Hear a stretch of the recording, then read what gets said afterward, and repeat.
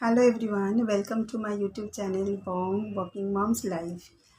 তোমরা কেমন আছো? আমি তো ভালো আছি।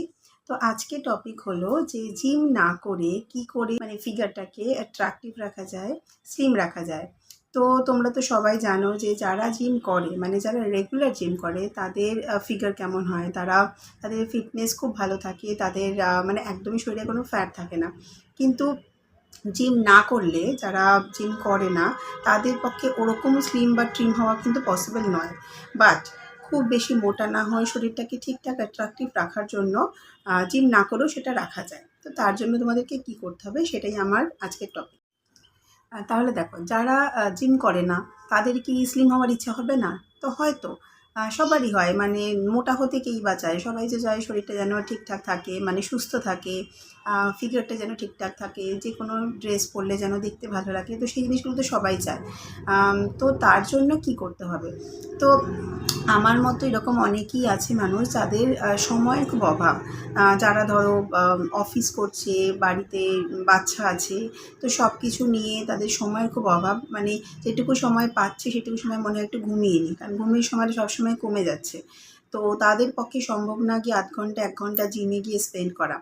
তো তারা তাহলে কি করবে? মানে যারা যদি রোগা হতে চায় বা রোগা মানে খুব রোগা না, যদি মোটামুটি ঠিকঠাক শরীরটাকে রাখতে চায় তাহলে তারা কি করবে? তো দেখো, মোটা হওয়ার অনেকগুলো কারণ আছে। তার মধ্যে একটা কিন্তু খুব বড়সড় কারণ হচ্ছে আ প্রত্যেক দিনের ডায়েট। তো সেই ডায়েটটা মানে আম তোমাদেরকে খুব ভালো করে ডায়েটের দিকে লক্ষ্য রাখতে হবে। তো তার মানে এই না যে জিম ইন্সট্রাক্টর যেমন বলে যে ১০০ গ্রাম ডাল কি ৫০ গ্রাম চাল এরকম, মানে ২ হাতা না, ২ চামচ কি ৪ চামচ ভাত খেতে হবে বা রুটি খেতে হবে। আমি এরকম একদমই বলছি না। তো কি করতে হবে দেখো, সকাল থেকে রাত পর্যন্ত যে ডায়েটটা তোমাদের ফলো করতে হবে সেটা আমি তোমাকে বলছি, কারণ আমি নিজে করে কিন্তু খুব ভালো ফল পেয়েছি। তো সব কিছুই খেতে পারবে, এমন নয় যে তোমরা কিছু খেতে পারবে না, সব কিছু খাবে। কিন্তু খাবার পরিমাণটাকে তোমাকে ঠিকঠাক রাখতে হবে। তার মানে একদমই নয় যে ওই ১০০ গ্রাম ৫০ গ্রাম মেপে মেপে খাওয়া, একেবারেই নয়। তো মোটামুটি আমি যেটা ফলো করি সেটাই আমি তোমাদেরকে বলছি। তোমরা সেটা অবশ্যই ফলো করো। আমি তোমাদেরকে বলছি, তোমাদের ১ মাস তোমরা ফলো করে দেখো, তোমাদের অবশ্যই ওয়েট রিডিউস হবে এবং ফিগারটা ঠিকঠাক হবে। যেকোনো কিছু পড়লে তোমাদের দেখতে ভাল লাগবে।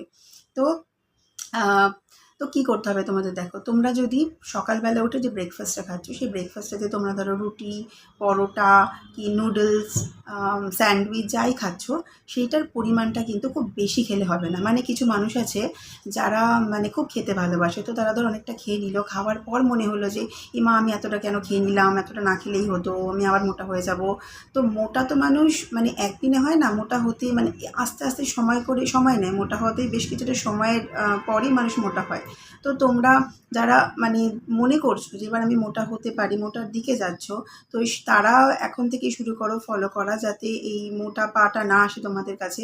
আর যারা অলরেডি মানে ওয়েট অনেকটা গেইন করে ফেলেছো, তারাও তোমরা এইটা ফলো করো। তোমরা ওয়েট রিডিউস করতে পারবে। ঠিক আছে? আর এটা খুব ভালো কাজ করবে। তো সেটা কি করতে হবে তোমাদেরকে বলছি। সকালে তোমরা মাথায় রাখবে যে যদি রুটি খাচ্ছ কি পরোটা খাচ্ছ, দুটোর বেশি খাবে না। ঠিক আছে? দুটো রুটি বা আ পরোটা খাও একটু তরকারি নিয়ে, যদি ভেজিটেবলস দিয়ে কোনো তরকারি থাকে সেরকম কিছু খাও, সেটা খেলে। আর তারপরে ধরো ওটা খাওয়ার পরে তারপর যদি ইচ্ছাও করে আরেকটা পরোটা বা রুটি, খাবে না।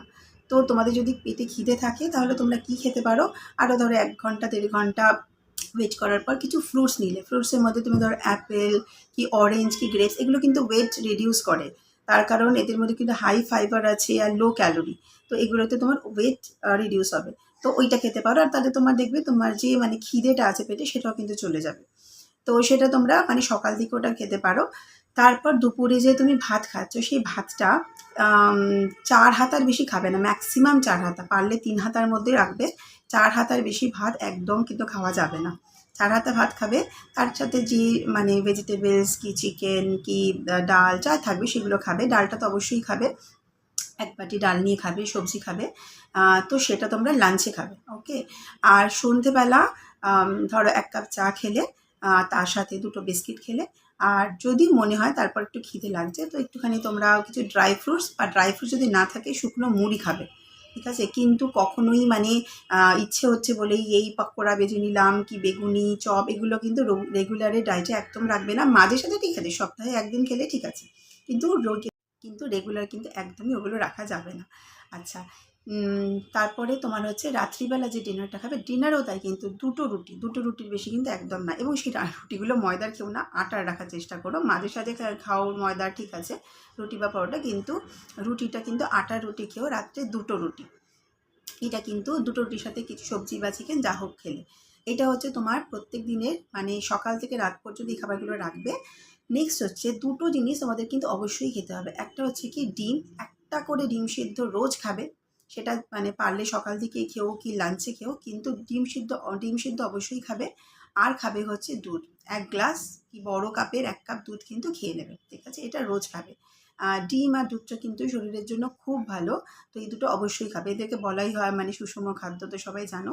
তো অবশ্যই দুটো জিনিস খাবে। এই দুটো জিনিস খেলে কিন্তু কখনোই তোমার ওয়েট গেইন হবে না। আমি তোমাকে দুধের সরটা ধরো, অনেকে দুধের সর ফেলে খায়, কিন্তু দুধে যদি অল্প কিছু সর থাকেও খেলেও খুব বিশাল কিছু ওটা ম্যাটার করবে না।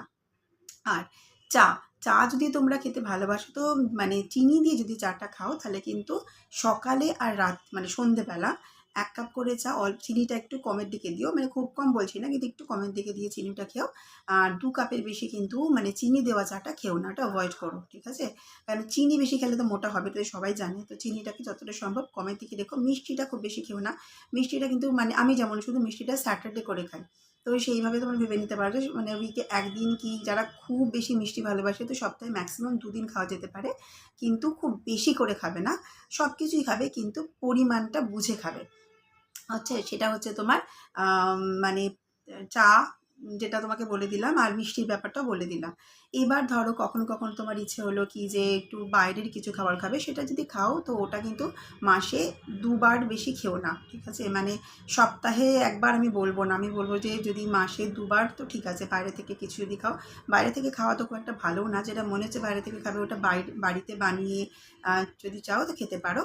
আর যদি খুব বেশি ইচ্ছা করে তাহলে খেতে পারো, কিন্তু খুবই কম, মানে পরিমাণটা কম রাখবে। যে কোনো কিছু খাও, আমি বলছি না যে কিছু খাবে না, খাও, পরিমাণটা কম রাখবে। আর এগুলো তো সব করবে। এই খাবারটা কিন্তু বিশাল কিছুই টাফ না, খুব সহজ। মানে আমি যেটা বললাম এটা কোনো রকম টাফ কিছু বলিনি, খুব ইজি একটা জিনিস যেটা তুমি ইজিলি ফলো করতে পারবে। আর তার সাথে হচ্ছে যেটা অ্যাটলিস্ট 15 মিনিট টাইম তো প্রত্যেকের কাছেই থাকে। আমি বলবো ঘুম থেকে ওঠার পর 15 মিনিট, জাস্ট 15 মিনিটস একটু তোমরা এক্সারসাইজ করো। আমি যেমন, আমার কাছে কিন্তু সময় খুবই কম, তাও আমি কিন্তু 15 মিনিটস মানে ডেইলি আমি মেয়েদেরকে স্কুল পাঠানোর পর আমি কিন্তু সকালে 15 মিনিটস এক্সারসাইজ করি। সেই এক্সারসাইজের মধ্যে মেইনলি আমার যেটা থাকে সেটা হচ্ছে হাতের এক্সারসাইজ থাকে, পায়ের এক্সারসাইজ থাকে, আর থাকে হচ্ছে কিছু প্রাণায়াম, যেমন কপালভাতি প্রাণায়াম আছে, অনুলোম বিলোম প্রাণায়াম আছে, ভস্ত্রিকা প্রাণায়াম আছে। এই 3-4টে প্রাণায়াম আমি করি। আর এই মানে নেকের কিছু ব্যায়াম আছে, এটা করি, যেটা আমি 15 মিনিটসে বেশি করতে পারি না, তার কারণ আমার সময় নেই। আমি জানি এর থেকে যদি ক্রস করে যায় তাহলে আমার ঘুমটা কমে যাবে, কিন্তু ঘুমটাও কিন্তু দরকার। তো ঘুমটা মেইন দরকার। আর তার থেকে 15 মিনিটস টাইম নিয়ে তোমরা এক্সারসাইজটা করো। কপালভাতি করার সময় লক্ষ্য রেখো যেন তার আগে 2 ঘন্টা আগে কিছু, মানে পেটটা যেন খালি থাকে, পেটে মানে 2 ঘন্টা আগে কিছু খাবে না, 2 ঘন্টার মধ্যে কিছু খাবে না, 2 ঘন্টা আগে খেতে পারো। তো এইটা হচ্ছে ডেইলি রুটিন, যদি তোমরা ফলো করো আমি তোমাদেরকে বলতে পারি 1 মাসের মধ্যে তোমরা কিন্তু রেজাল্ট পাবে।